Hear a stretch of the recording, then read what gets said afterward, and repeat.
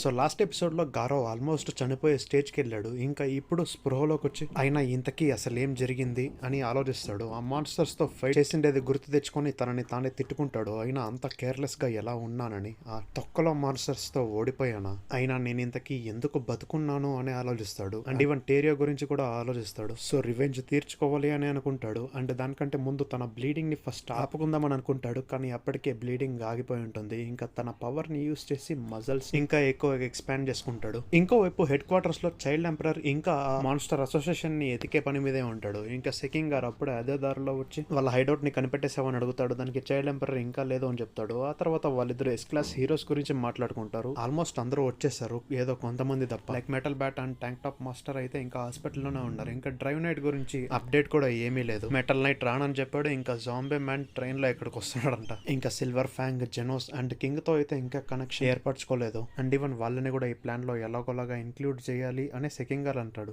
దానికి child emperor అయితే Genos తో చెప్పకపోవడమే మంచిదేమో, ఎందుకంటే తను సిటీ జెడ్ లో ఉంటాడు. అక్కడే మాన్స్టర్ అసోసియేషన్ హైడౌట్ కూడా ఉండేది. అండ్ ఈవెన్ అదే కాకుండా మన టీమ్ లో ఎవరో ఒకరు మాన్స్టర్ అసోసియేషన్ వాళ్ళకి గ్యారంటీగా ఇన్ఫర్మేషన్ అందిస్తుండొచ్చు. సో మన ప్లాన్స్ మొత్తం పాడైపోయే ఛాన్స్ ఉంది. అండ్ ఇన్ కేస్ అదే జరిగితే మనలో ఒక్కరు కూడా మిగలరేమో. అదే కాకుండా జెనోస్ ఈ మధ్య వచ్చాడు కాబట్టి తన పైన అనవసరంగా ఇంత ప్రెషర్ పెట్టడం ఎందుకు, సో తనకి చెప్పకపోవడమే మంచిది. ఇంకా సిల్వర్ ఫ్యాంగ్ విషయానికి వస్తే తను గారోకి టీచర్ కాబట్టి తను కూడా ఎమోషనల్ గా ఆలోచిస్తాడు. సో అందుకని ఫుల్ ఫ్లెడ్జ్డ్ గా ఫైట్ చేయలేడు. ఇంతకు ముందు కూడా అదే జరిగింది కదా. అండ్ ఇప్పుడేమో గారో మాన్స్టర్ అసోసియేషన్ లో జాయిన్ అయిపోయాడు. సో మనం కూడా రిస్క్ చేయలేం కదా. ఎలాగో ఎంతమంది ఉన్నారో, ఎంత పవర్ఫుల్ అనేది ఇంకా తెలీదు. సో వీళ్ళిద్దరిని పక్కన పెట్టి జస్ట్ కింగ్ ని మాత్రమే మిషన్ లో ఇంక్లూడ్ చేయండి, ఎందుకంటే తను ఆబ్వియస్లీ చాలా పవర్ఫుల్ అండ్ ఎన్నోసార్లు తన వర్త్ ను కూడా ప్రూవ్ చేసుకున్నాడు అని చెప్పి వెళ్ళిపోతాడు. ఇంకా ఇదే విషయాన్ని సెకింగల్ వెళ్ళి సిచ్చికి చెప్తాడు. సిచ్చికి అది వినగానే కోపం వస్తుంది. ఇంకా అప్పుడు సెకింగల్ అయినా ఇప్పుడు ఎస్ క్లాస్ హీరోస్ కి బదులుగా ఏ నుంచి సి క్లాస్ లో ఉండే వర్తి అండ్ పవర్ఫుల్ హీరోస్ ని తీసుకుందాం. వాళ్ళు చనిపోయే ఛాన్స్ ఉందని మీరు భయపడుతున్నారన్న విషయం నాకు తెలుసు, కానీ అలా జరగకుండా మనం సాయశక్తులా ప్రయత్నిద్దాము. అయినా ఒక్కసారి హీరో అయ్యాక అలాంటి రిస్క్ ని కూడా మైండ్ లో పెట్టుకోవాలి కదా. సో వాళ్ళు కూడా దీనికి ప్రిపేర్డ్ గానే ఉంటారు. అండ్ ఇప్పుడు ఒక పవర్ఫుల్ వ్యక్తి కొడుకుని హాస్టేజ్ గా ఉంచుకున్నారు కాబట్టి కొన్ని సాక్రిఫైసెస్ చేయక తప్పదు. అండ్ ఈవెన్ మీరు అనుకున్నట్లుగానే నాకు కాన్సిక్వెన్సెస్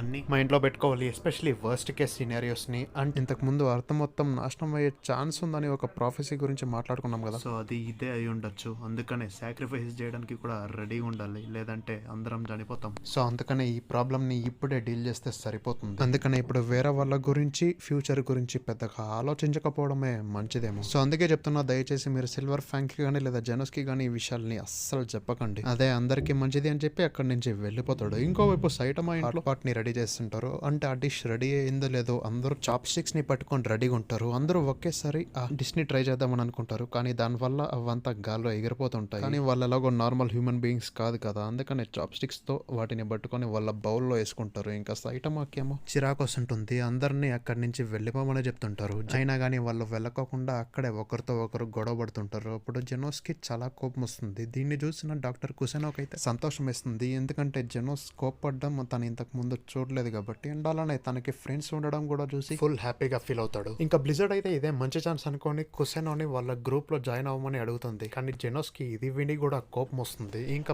బ్యాంగ్ అయితే సైటమాతో ఒక స్టూడెంట్ ని ప్రాపర్ గా ఎలా ట్రైన్ చేయాలి అని అడుగుతాడు, ఎందుకంటే గారో తప్పు దారిలో వెళ్ళాడు కదా, అందుకనే. కానీ సైటమా దీన్ని అస్సలు పట్టించుకోడు, అలానే తింటుంటాడు. ఇంకా కింగ్ అయితే పక్కన అలానే పడుకుంటాడు. ఇంతకు ముందు జరిగిండే గొడవలో మనోడు బలిపశు అయ్యాడు. ఇది ఎలా ఉండగా ఇంకోవైపు గారో ఆ మాన్స్టర్ అసోసియేషన్ కి వెళ్లే దారిని కనిపెట్టుంటాడు. సో అండర్ గ్రౌండ్ బేస్ లోపలికి అలా వెళ్తున్నప్పుడు గియోరోకి కూడా అది సెన్స్ అవుతుంది. కానీ హీరో అసోసియేషన్ కి చెందిండే వాళ్ళు వచ్చిండొచ్చేమో అని అనుకుని మిగతా మాన్స్టర్స్ కి అలర్ట్ చేస్తుంది. ఇంకా నెక్స్ట్ డే సైటమా కింగ్ అని లేపి మీ ఇంటికి వెళ్ళిపో అని చెప్తాడు. అండ్ వెళ్ళేటప్పుడు చెత్తను పడేసేందుకు బ్యాగ్స్ ని కూడా ఇస్తాడు. ఇంకా కింగ్ దాన్ని పట్టుకొని ఈ ఏరియాలో జనాలు ఉండరు కాబట్టి ప్రశాంతంగా ఉంది. ఈవెన్ మాన్స్టర్స్ ఉన్నా సరే సైటమా లాంటి వాళ్ళు ఉండడం వల్ల మొత్తం అంతా చంపేస్తున్నారు. అయినా కానీ అవి ఎక్కడైనా దాంకొని ఉంటాయేమో. సో తొందరగా ఇక్కడి నుంచి వెళ్ళిపోవాలని అనుకుని ఆ గార్బేజ్ బ్యాగ్స్ ని పడేసి భయపడుతూ అక్కడి నుంచి తన అపార్ట్మెంట్స్ వైపు గా వెళ్ళినప్పుడు అక్కడ హీరో అసోసియేషన్ కి చెందిన ఇద్దరు ఉంటారు. సో వాళ్ళైతే కింగ్ ని చూసి చాలా హ్యాపీగా ఫీల్ అవుతారు. అంటే కింగ్ ట్రాన్స్మిటర్ పగిలిపోయిందన్న విషయం కూడా వాళ్ళకి తెలుస్తుంది. అదే కాకుండా నిన్న రాత్రి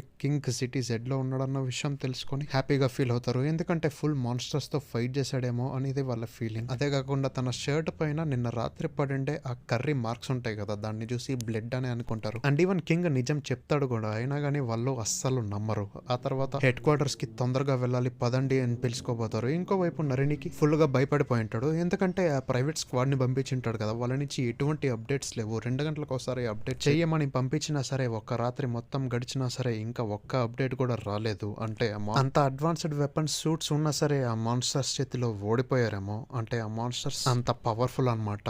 ఇంకా ఇన్ కేస్ హీరోస్ కూడా వెళ్ళారంటే వాళ్ళ పరిస్థితి కూడా అదేనేమో అని అనుకుని ఫుల్ గా భయపడుతుంటాడు. అప్పుడు సెకింగాల్ అయితే మీరంతా టెన్షన్ పడాల్సిన అవసరం లేదు, ఇప్పుడే రిలాక్స్ కండి, ఎలాగో మీరు రాత్రి కూడా పడుకోలేదు కదా అని చెప్తాడు. అప్పుడు నరినికి అయితే ప్రైవేట్ స్క్వాడ్ గురించి, వాళ్ళకి ఇచ్చిన డబ్బుల గురించి, వెపన్స్ గురించి మొత్తం ఎక్స్ప్లెయిన్ చేస్తాడు.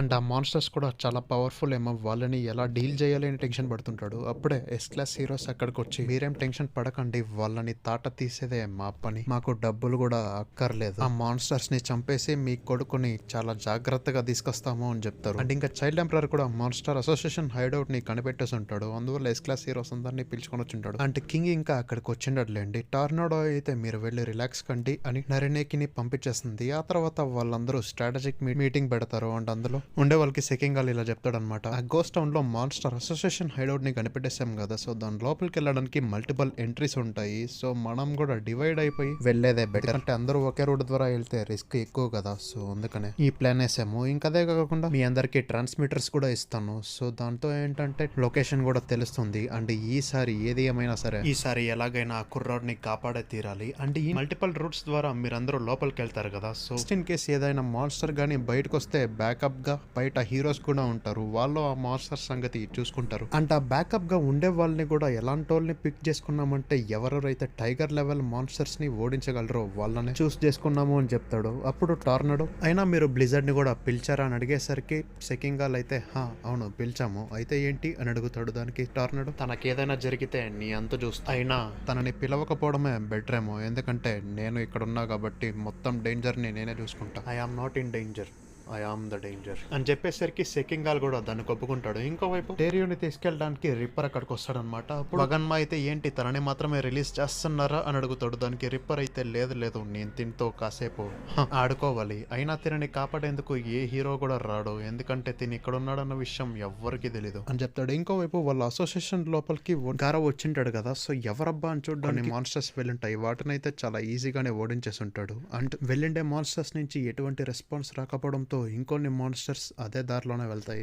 అప్పుడే వాటికి చనిపోయిండే కొన్ని మాన్స్టర్స్ కూడా కనిపించేసరికి అవి కోపంగా ఆ వ్యక్తిని కనిపెట్టేందుకు వెళ్తాయి. ఇంకోవైపు రిప్పర్ టేరియోని ఒక రూమ్ లోకి తీసుకెళ్ళి ఉంటాడు. అంటే టేరియో అయితే గట్టిగా అరుస్తుంటాడు. అయినా ఇదంతా ఎందుకు చేస్తున్నాడు అని అడిగేసరికి రిప్పర్ అయితే, నీకు ఇంకో విషయం చెప్పాలి, నాకు ఈ మాన్స్టర్స్ గెలిచినా పెద్ద ఫరక్ పడదు, ఓడిపోయినా పెద్ద ఫరక్ పడదు, వాళ్ళు ఇంకో కొత్త ప్రపంచం క్రియేట్ చేసినా సరే నేను పట్టించుకోను, నాకు కావాల్సిందల్లా జనాల్ని టార్చర్ చేసి నేను ఎంజాయ్ చేయడం, అది కూడా నీలాంటి చిన్న పిల్లల్ని, అండ్ నువ్వంటే నాకు అందుకనే అబ్సెషన్, నా ఎంజాయ్మెంట్ కోసం కనీసం ఇది కూడా చేయకపోతే ఎలాగా అని చెప్తాడు. ఇంకా టేరియో అయితే అలానే హెల్ప్ కోసం గట్టిగా అరుస్తుంటాడు. అప్పుడు గారో గోడల్ని బద్దలు కొట్టుకొని అక్కడికి వచ్చేస్తాడు. ఇంకా రిప్పర్ ఇమ్మీడియట్ గా గారో పైన అటాక్ చేయడానికి చూస్తాడు, కానీ గారో ఆ బ్లేడ్ ని విరగొట్టేసి వెంటనే తలపైన అటాక్ చేస్తాడు. అండ్ రిప్పర్ పైన మల్టిపుల్ టైమ్స్ అటాక్ చేసి పీసులుగా చేస్తాడు. అండ్ టేరియోని అక్కడి నుంచి వెళ్ళిపోమని చెప్తాడు. సో అక్కడితో ఎపిసోడ్ ఎండ్ అయిపోతుంది. మళ్ళీ నెక్స్ట్ వీడియోలో కలుద్దాం. అంతవరకు తెలిసిందే కదా, tata bye, see ya, love you 5000 times. తొందరగా చేసేయండి సబ్స్క్రైబ్.